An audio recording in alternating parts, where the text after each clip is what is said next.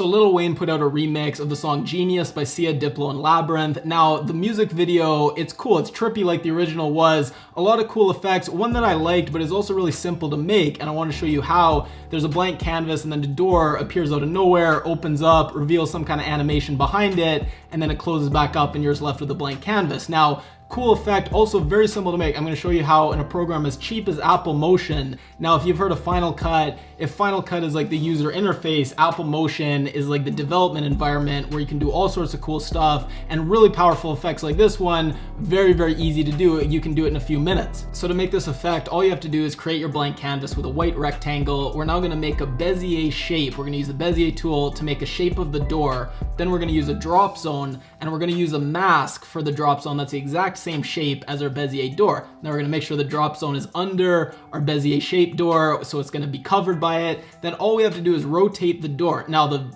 only tiny tricky part here is we just have to move the anchor point of our door. So rather than rotating with an anchor point at its center, it rotates with an anchor point at the edge. So it rotates on its hinges as if a door would. Now, this is all there is to the effect. There's lots of other things you can add to it, but this is the basic effect right here. And to get the door to swing back and forth, Apple Motion makes it so easy. All we need are 2 ramps. Now, we're gonna start by setting the door Y rotation to fully open.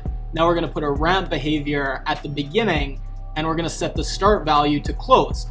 So it's just going to go from closed to its default value, which we set to be fully open. Then we're going to use one more ramp. We're going to put it at the end, and we're going to set the end value to closed. So again, the ramp is going to go from its default value, which is fully open, to the end value, which is fully closed.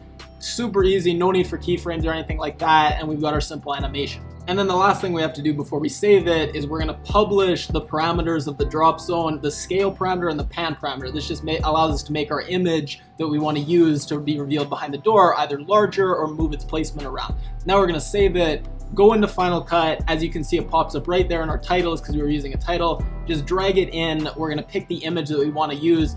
And voila, we have a really cool effect that we made super fast, super easy, lots of ideas for how to kind of grow and make it better, but this just gives you an idea of some really cool effects that you see in your favorite music videos. They're not out of reach for you to make even with really basic tools. Final Cut Pro, I think it's $400 Canadian, $300 US, Apple Motion, $50. So really that's not a lot of money that you can go and start really getting creative and making your own versions of the kind of stuff you see every day.